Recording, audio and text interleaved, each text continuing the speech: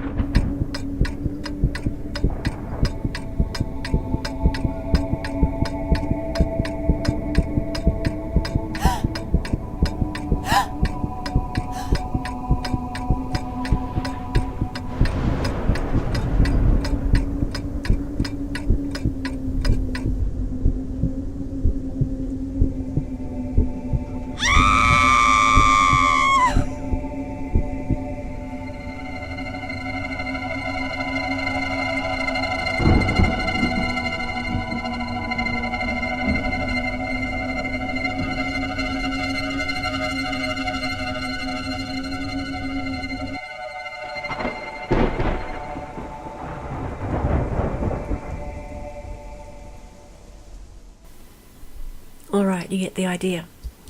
So what we have in this document is a video track at the top. We've got a timeline that we can scrub through to sync up the audio to the video, and these are multiple tracks. Each one of these is a separate track. You can grab your sound files and drag them onto the track just like that, and you can shorten the sound files. You can use your editing tool and cut the sound files just like you can with video editing. You can use these keyframes over the top, and you can adjust the volume. This little M icon allows you to mute a track. So this original trailer for NOSFERATU came with an audio track, and I dragged that into the timeline to have a listen to it, and then I muted it so that I could put my own audio in and work with that instead. Now on the left side here we have the video preview, and I've rearranged these panels just a little bit from the default workspace, and I have brought the video at the top, put the files in underneath, and these were the main things I wanted to see along with the tracks here on the right, and of course the levels at the bottom. Now if you want to edit any one of these audio tracks individually, you can just double click on it and it will open. The WAV file will open at the top, and the spectral frequency viewer will open at the bottom here. So you can actually go in and make adjustments to this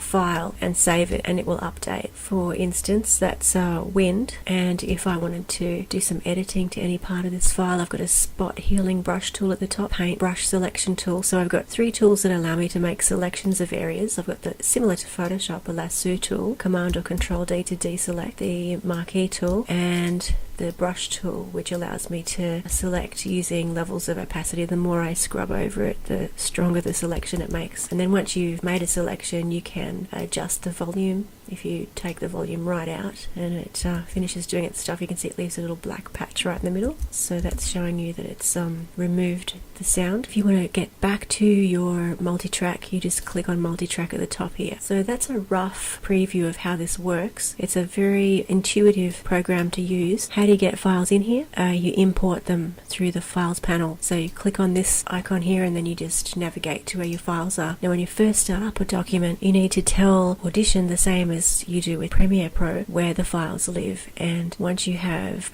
you've organized your files, don't move them around from your original filing system, otherwise you'll end up with broken links. So that's just a bit of an overview, and let's get started.